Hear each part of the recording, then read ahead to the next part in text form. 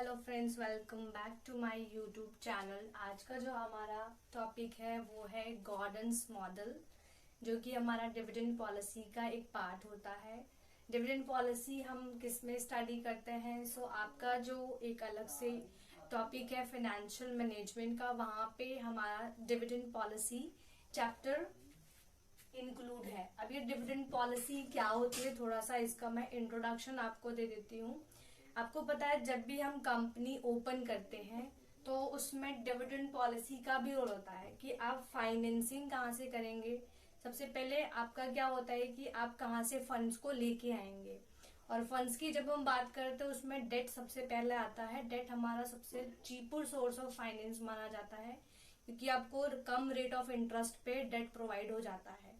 आप उसके बाद प्रेफर करते हो कि इक्विटी में इन्वेस्टमेंट करें, आप शेयर्स उसके बाद क्या करते हैं, इशू कर देते हैं। बट फर्स्ट प्रेफरेंस हम किसको देते हैं? डेट को, बिकॉज वो हमारा सबसे चीपर सोर्स ऑफ फाइनेंस होता है। सो आज हम जो बात करने वाले हैं वो गॉर्डन मॉडल्स की बात करने वाले हैं। इनके कुछ अजम्पशंस थे, ठीक है। उसके बाद कुछ क्रिटिसिज्म भी है इसमें। हर एक चीज के बारे में हम एक एक करके बात करेंगे। सबसे पहले गॉर्डन्स मॉडल जो हमारा है, इसको हम एक और नाम भी बोलते हैं बर्ड इन हैंड थ्योरी। आपको ये नाम ज्यादातर एग्जाम में फ्रेंड्स देखने को मिलेगा, आप इसको नोट डाउन कर लीजिए। इसको हम बर्ड इन हैंड थ्योरी भी कहते हैं। अब इसका मतलब क्या होता है, ध्यान दीजिएगा। इसका मीनिंग होता है ना कि आज के टाइम पे जितने भी इन्वेस्टर्स होते हैं उनका ये कहना है कि आपके हाथ में कोई बर्ड है वो ज्यादा आपके लिए प्रेफरेबल होगा रेदर देन कि आप बस में कोई दो भी बर्ड होंगी, ठीक है। तो यहाँ पे इसका मतलब क्या होता है कि आपको डिविडेंड मिलना चाहिए। इक्विटी शेयर होल्डर्स का कहना होता है कि आप कंपनी में री इन्वेस्ट करेंगे तो ठीक है, बट हमको पे आउट भी मिलना चाहिए, हमको डिविडेंड भी यहाँ पे मिलना चाहिए। इसलिए इस गॉर्डन मॉडल को हम बर्ड इन हैंड थ्योरी भी बोलते हैं। अब इसकी सबसे पहले बात कर लेते हैं हम, इसकी रिलेशनशिप क्या होती है इसमें, ठीक है। कुछ इसके अजम्पशंस है, उस अजम्पशन को देखने के बाद तब हम इस रिलेशनशिप पे और इसके इम्पैक्ट को देखेंगे। अजम्पशंस क्या क्या है? सबसे पहला अजम्पशन है नो डेट। नो डेट का मतलब क्या है कि गॉर्डन कहते हैं अपने मॉडल में कि यहाँ पे जब भी आप इस अप्रोच को लेके चलोगे, आपको डिसाइड करना है कि हम कितना डिविडेंड पे करें अपने शेयर होल्डर्स को, तो आपका जो फर्म है, जो आपकी कंपनी है, उसमें कोई डेट नहीं होना चाहिए। इसीलिए इनका सबसे पहला अजम्पशन क्या है? नो डेट वाला, कि आपके फर्म पे किसी भी तरीके का कोई डेट नहीं होना चाहिए, आपने कोई लोन ना लिया हो। नेक्स्ट क्या हो जाएगा हमारा अजम्पशन इसमें? No external financing. No external financing का मतलब क्या है फ्रेंड्स? इसका भी सेम थोड़ा सा लिंकअप नो डेट के साथ ही है। आपने कोई एक्सटर्नल फाइनेंसिंग ना की हो, मतलब आपने इक्विटी भी ना ली हो। यहाँ पे इनका मेन रीजन क्या है इसको बोलने का, कि आपके पास जो अमाउंट था, जो आपने फर्म में इन्वेस्ट किया था, उससे जितनी भी अर्निंग हुई है, या तो उसको डिविडेंड दे दो, या तो उसी को रिटेन करके रख लो, जिसको आप बोलते हो रिटेन्ड अर्निंग, और फिर उसी को री इन्वेस्ट कर देते हैं हम अपने फर्म में। इसलिए बोला गया है यहाँ पे कि नो एक्सटर्नल फाइनेंसिंग। आपको एक्सटर्नल फाइनेंसिंग भी कोई नहीं लेनी है, ना ही कोई डेट होना चाहिए। जो भी आपको प्रॉफिट हो रहा है उसी प्रॉफिट में से आप थोड़ा सा डिविडेंड पे आउट कर दो और बाकी री इन्वेस्ट कर दो, ठीक है। नेक्स्ट अजम्पशन इनकी क्या कहती है? नेक्स्ट अजम्पशन बोलता है कांस्टेंट आईआरआर एंड केई। कांस्टेंट आईआरआर का मतलब यहाँ पे फ्रेंड्स है इंटरनल रेट ऑफ रिटर्न, और केई का मतलब यहाँ पे है cost of capital. Cost of capital का मतलब क्या होता है यहाँ पे, कि जो आपकी इक्विटी है ना, उसकी कॉस्ट क्या है, आपने उसको कितने पे इश्यू किया था, प्लस रिटर्न कितना मिल रहा है उन्हें, ठीक है। तो यहाँ पे ये दोनों चीजें कांस्टेंट रहती हैं, ठीक है। आपका आईआरआर, लेट सपोज आपका जो कॉस्ट ऑफ कैपिटल है ना, वो मान लीजिए 10% है, बट जो आपका आईआरआर है ये आपका 12% है। तो जाहिर सी बात है आप क्या करोगे, आप इसको क्या करोगे कि आपका ग्रोथ का साइन हो जाता है, क्योंकि आपको रिटर्न ज्यादा मिल रहा है, आपने इन्वेस्टमेंट कम की थी, ठीक है। नेक्स्ट हमारा क्या है यहाँ पे अजम्पशन? Constant retention ratio. जो रिटेंशन रेशियो होगा ना, मैंने अभी आपको बताया था कि जितना अमाउंट आपने फॉर्म में लगाया है उससे जो प्रॉफिट हुआ है उसमें आप दो काम करने वाले हैं। पहला डिविडेंड पे करेंगे, दूसरा कुछ रिटेन करके रखेंगे। तो वो जो रिटेन करके रखने वाले हैं ना, उसका अमाउंट भी फिक्स होगा कि आप इतना परसेंट रिटेन करके रखेंगे, बाकी आप क्या करेंगे, डिविडेंड दे देंगे अपने शेयर होल्डर्स को। सो इसीलिए यहाँ पे बोला गया है कि कांस्टेंट रिटेंशन रेशियो, जो रिटेंशन रेशियो है वो भी कांस्टेंट होना चाहिए। नेक्स्ट असम्पशन की अगर मैं बात करूं तो है परपीचुअल अर्निंग। परपीचुअल अर्निंग का मतलब क्या होता है कि जब भी लेट सपोज आप मान के चलते हैं कि ये आपने एक कंपनी स्टैब्लिश किया है, सो जाहिर सी बात है आप कभी नहीं मान के चलेंगे कि ये कंपनी लॉस में जाए, हमेशा सोचेंगे कि इसको प्रॉफिट हो प्लस एक्स्ट्रा प्रॉफिट भी हो, जिसको आप बोलते हो ना वहाँ पे हम बोल देते हैं एक नॉर्मल प्रॉफिट होता है, दूसरा सुपर नॉर्मल प्रॉफिट होता है। इकोनॉमिक्स के टर्म में इसको सुपर नॉर्मल प्रॉफिट बोलते हैं, बट यहाँ पे हम क्या लेके चलते हैं, परपीचुअल अर्निंग। परपीचुअल अर्निंग का मतलब है कि जो आपकी अर्निंग है वो रुकनी नहीं चाहिए, वो लाइफ टाइम तक चलनी चाहिए, चाहे थोड़ी हो चाहे कम हो। आप डिविडेंड नहीं दो, डिविडेंड थोड़ा दो, रिटेंशन रेशियो थोड़ा सा रखो, बट दोनों काम आपको यहाँ पे प्रोपोर्शन के हिसाब से करने होते हैं कि कुछ आपने डिविडेंड दे दिया, कुछ रिटेन करके रख लिया, जिसको आपने फिर से उसी फॉर्म में क्या कर दिया, री इन्वेस्ट कर दिया। इसको बोलते हैं हम क्या, अपना परपीचुअल अर्निंग। नेक्स्ट असम्पशन इनका क्या कहता है, नो कॉर्पोरेट टैक्स। ये इंपॉर्टेंट है, इसको मार्क कर लीजिएगा। ये क्यों इंपॉर्टेंट है, because paper point of view से आपको जब एमसीक्यू क्वेश्चंस आते हैं तो वहां पे डायरेक्टली आपसे पूछ लेते हैं कि डिविडेंड पॉलिसी के कौन से मॉडल में कॉर्पोरेट टैक्स नहीं है बट किस में है। ठीक है, तो आपका जो गॉर्डन ने अपना मॉडल दिया है, जो थ्योरी दी है, यहाँ पे उन्होंने कहा है कि यहाँ पे कोई भी कॉर्पोरेट टैक्स नहीं लगता है। ठीक है, नेक्स्ट हमारा है केई ग्रेटर देन होना चाहिए ग्रोथ रेट। केई का मतलब मैंने आपको बता दिया है, कॉस्ट ऑफ कैपिटल। केई को हम और क्या बोलते हैं, इसको हम बोलते हैं कॉस्ट ऑफ कैपिटल, और इसको शॉर्ट में हम केई लिखते हैं। ठीक है, सो कॉस्ट ऑफ कैपिटल हमेशा आपका क्या होना चाहिए, ज्यादा होना चाहिए ग्रोथ रेट से। मतलब क्या है इसका, कि जो फॉर्म है आपकी उसमें जो आपका कॉस्ट ऑफ कैपिटल है उसकी परसेंटेज ज्यादा होनी चाहिए ग्रोथ रेट से। लेट सपोज ग्रोथ रेट आपकी जो कंपनी की है वो हो रही है 5%, बट आपका जो कॉस्ट ऑफ कैपिटल है वो है 6%। तो इनका कहना क्या है कि आपकी जो कॉस्ट ऑफ कैपिटल है वो ज्यादा होनी चाहिए। क्यों ज्यादा होनी चाहिए, क्योंकि इसी से आपको पता चलता है कि वैल्यू ऑफ फॉर्म कितनी है। ठीक है, आगे हम देखेंगे वैल्यू ऑफ फॉर्म कैसे फाइंड आउट होता है। तो ये थे इनके अजम्पशंस, जहाँ पे इन्होंने काफी चीजें बता रखी हैं। तो ये बेसिक है और प्लस ये इम्पोर्टेंट भी है, यहाँ से डायरेक्ट क्वेश्चन आपके एमसीक्यू में देखने को मिलते हैं। नेक्स्ट हम बात करेंगे रिलेशनशिप कैसा होता है प्लस इम्पैक्ट क्या होता है। रिलेशनशिप का मतलब क्या है कि जो रेट ऑफ रिटर्न है और जो कॉस्ट ऑफ कैपिटल है, ठीक है, उसमें कैसा प्रपोर्शन होना चाहिए कि हम अपने फर्म को बोलेंगे कि अब हमारी जो फर्म है वो ग्रोइंग फर्म है, और कब हम बोलेंगे कि वो डिक्लाइनिंग फर्म हो गई है, और कब बोलेंगे कि अब वो बिल्कुल कांस्टेंट पे चल रही है, मतलब स्टेबल चल रही है, ना ही ज्यादा हो रहा है और ना ही लॉस हो रहा है, ना ही मतलब उसको प्रॉफिट हो रहा है ना ही लॉस, जिसको आप बोलते हो ना no profit no loss break even point. वो हमारा ब्रेक इवन पॉइंट एक अलग ही चैप्टर है, ब्रेक इवन एनालिसिस, उसको वहां पे देखेंगे। बट यहाँ पे समझते हुए चलिए, जो नॉर्मल फॉर्म होती है वो जस्ट लाइक हमारा BEP होता है, break even point analysis point की तरह होता है, जहाँ पे आपको ना तो प्रॉफिट होगा ना ही लॉस होगा। सबसे पहला जो रिलेशनशिप है उसमें क्या बोला गया है कि आपका R ग्रेटर देन होना चाहिए K से। R का मतलब है रेट ऑफ रिटर्न। आपने जो लगाया है उसमें that is your cost of capital, वो क्या है आपकी कॉस्ट ऑफ कैपिटल है। मतलब आपने उसमें मान लीजिए 10% लगा रखा है, तो आपको कितना मिलना चाहिए, आपको चाहोगे ना ज्यादा ही मिले। आपने अगर 10% लगा रखा है तो आप उससे ज्यादा ही चाहोगे, तो मतलब आपका जो R है वो हमेशा ज्यादा होना चाहिए कॉस्ट ऑफ कैपिटल से। तब हम बोलते हैं कि जो हमारी फर्म है वो ग्रोइंग फर्म है।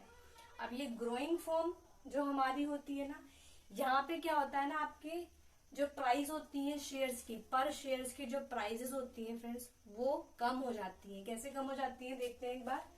मैंने कहा कि आपका कॉस्ट ऑफ कैपिटल 10% है, प्लस आपकी जो रेट ऑफ रिटर्न है वो कितनी है, 12% है। तो जाहिर सी बात है अगर आपको प्रॉफिट हो रहा है तो वो आपका क्या हो जाएगा, वो डिस्ट्रीब्यूट कर देंगे डिविडेंड, क्योंकि हमने अभी यहाँ पे एजम्पशन देखा कि डिविडेंड भी पे करना है, रिटेन भी करके प्लस रिटेन भी करके रखना है उनको, ठीक है, क्योंकि वही जो रिटर्न करके उन्होंने रखा है वो उसको दोबारा उसमें री इन्वेस्ट करने वाले हैं। सो इसके लिए क्या होगा, आपका जो प्राइस पर शेयर होता है ना फ्रेंड्स, वो डिक्रीज होता रहेगा। मतलब जैसे जैसे आपकी रेट ऑफ रिटर्न इंक्रीज होगी, इसको आप इस तरीके से देख सकते हो, वैसे वैसे आपका जो प्राइस पर शेयर है वो डिक्रीज होता रहेगा। बट ये फिर भी ग्रोइंग फर्म है। क्यों ग्रोइंग फर्म है, क्योंकि जाहिर सी बात है जब शेयर्स के प्राइस कम हो जाएंगे लोग ज्यादा शेयर्स खरीदने लगते हैं, ठीक है, बहुत ज्यादा मात्रा में शेयर्स खरीद लेंगे, ठीक है। जहां वो 2 ही शेयर खरीदते थे, सब्सक्राइब कर रहे थे, आप बोल सकते हैं ना सब्सक्राइब किया जाता है शेयर्स को, तो वहां वो 5 शेयर्स ले सकते हैं अब।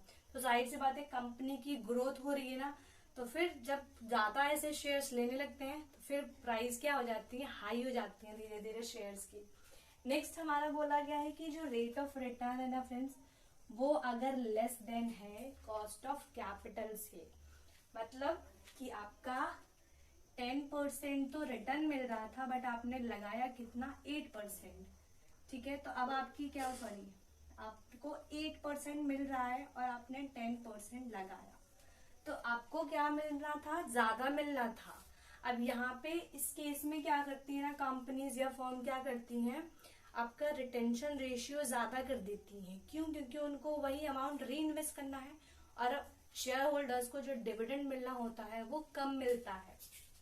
तो जब हमारा रेट ऑफ रिटर्न कम होता है कॉस्ट ऑफ कैपिटल से, तो हम बोलते हैं कि हमारी फर्म कैसी है, डिक्लाइनिंग फर्म है। क्यों, क्योंकि अब वो डिविडेंड नहीं देगी हमें, जितना भी पैसा अर्न हो रहा है, जितना भी प्रॉफिट अर्न कर रही है वो सारा क्या कर दे रही है, उसमें री इन्वेस्ट कर दे रही है। तो उसके लिए क्या हो जाएगा, उसको हम बोलेंगे डिक्लाइनिंग फर्म।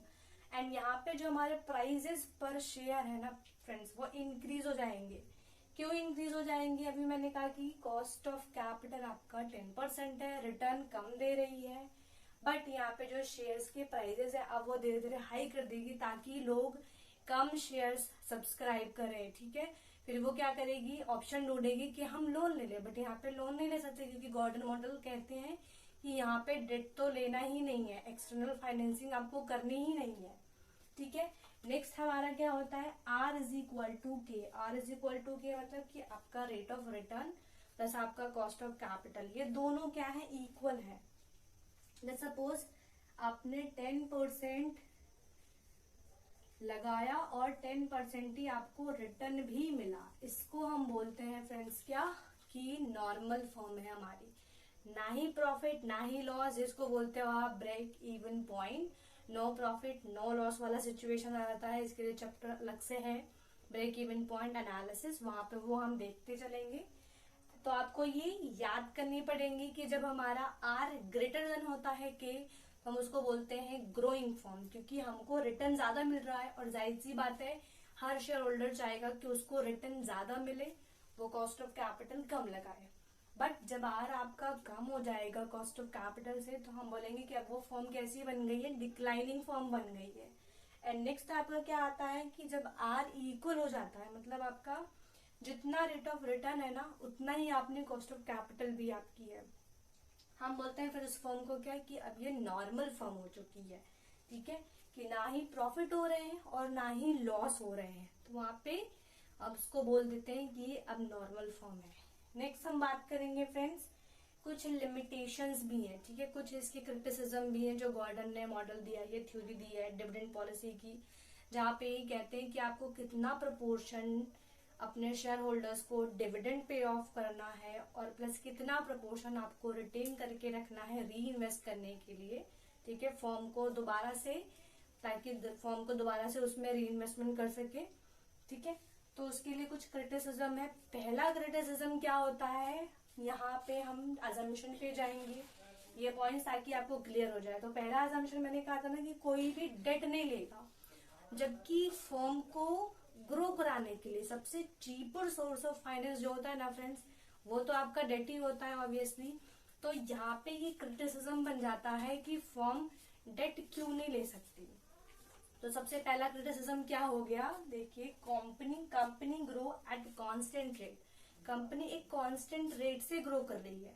इसका मतलब क्या है कि जितना लगा रही थी, ठीक है, जितना उसको रिटर्न मिल रहा था उसमें से डिविडेंड कुछ पे कर रही थी और कुछ रिटेन करके रख रही थी, वही लगा दे रही थी। तो कहीं से ग्रो हो रहा है, नहीं हो रहा, बार बार ऐसे ही होगा। बट अगर उसने फाइनेंसिंग कर ली, उसने क्या कर लिया, डेट ले लिया बाहर से, ठीक है, कुछ इन्वेस्टर्स को बोले कि भाई, या कुछ कहीं से जो है बोरोवर्स कुछ बोरो कर लिए, ठीक है, तो वहां पे कंपनी ग्रो करने के चांसेस ज्यादा हो जाते हैं। क्योंकि हमने अभी बोला कि जो डेट है हमारा, वो सबसे चीपर सोर्स ऑफ फाइनेंस होता है जो कि कंपनी ज्यादातर यूज करती है। बट यहाँ पे गॉर्डन ने अपने अजम्पशन में साफ मना कर रखा है कि हमें डेट तो लेना ही नहीं है। तो ये क्रिटिसिज्म बन जाता है गॉर्डन मॉडल का। नेक्स्ट क्या बोला है, नेगेटिव वैल्यू ऑफ फर्म। जो वैल्यू ऑफ फर्म है ना फ्रेंड्स, वो नेगेटिव होती है। कब होती है negative, if R is smaller, जब आर आपका कम होता है ग्रोथ से। मतलब क्या है इसका, आपका जो रिटर्न है ना फ्रेंड्स, वो कम है। मतलब आपको 10% रिटर्न हो रही थी, बट जो आपकी ग्रोथ हो रही है, मान लीजिए वो हो रही है 15%।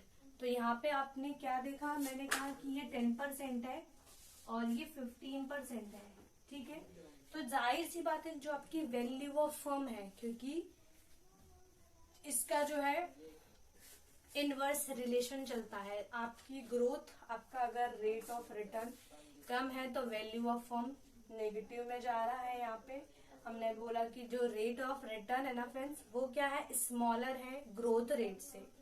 नेक्स्ट इसका लिमिटेशन क्या है, value per share is infinity if R and G have same value. अगर सेम चीज, देखिए ये वाला जो अभी हमने बताया कि यहाँ पे रेट ऑफ रिटर्न क्या था, कम था, बट ग्रोथ रेट ज्यादा थी। बट मान लीजिए अगर दोनों सेम हो जाती हैं, मतलब आपको 10% का ही रेट ऑफ रिटर्न भी मिल रहा है और 10% की ही कंपनी को ग्रोथ भी हो रही है, तो क्या लगता है आपको यहाँ पे कि जो वैल्यू ऑफ, इसका इम्पैक्ट कहाँ पे देखने को मिलेगा फ्रेंड्स, इसका इम्पैक्ट शेयर्स पे देखने को मिलेगा। जो शेयर्स की प्राइसेस होती हैं, उनका जो वैल्यू पर शेयर है ना, वो इन्फिनिटी हो जाता है। इन्फिनिटी हो जाता है कब, जब आपकी रेट ऑफ रिटर्न और आपकी ग्रोथ जो है फर्म की, वो सेम वैल्यू पे आ जाती है, ठीक है ना। सो ये सारे क्या थे, इनके गॉर्डन मॉडल के बारे में हमने आज डिस्कशन किया। उनकी क्या क्या अजम्पशंस थे, ठीक है, क्या रिलेशन था, कैसा इम्पैक्ट होता है, फर्म ग्रोथ फर्म कब कहलाती है, डिक्लाइनिंग फर्म कब होती है, उसके बाद नॉर्मल फर्म कब कही जाती है, और साथ ही साथ हमने इसके कुछ क्रिटिसिज्म भी देखे हैं। सो आई होप आपको ये सारी वीडियोस अच्छी लगी हो, आपके सारे पॉइंट्स क्लियर हो गए हों, ठीक है। अगर आपने मेरे चैनल को सब्सक्राइब नहीं किया तो सब्सक्राइब कर लीजिएगा, बेल आइकन पे क्लिक करना बिल्कुल मत भूलिएगा। मिलते हैं नया लेक्चर में, तब तक के लिए बाय बाय।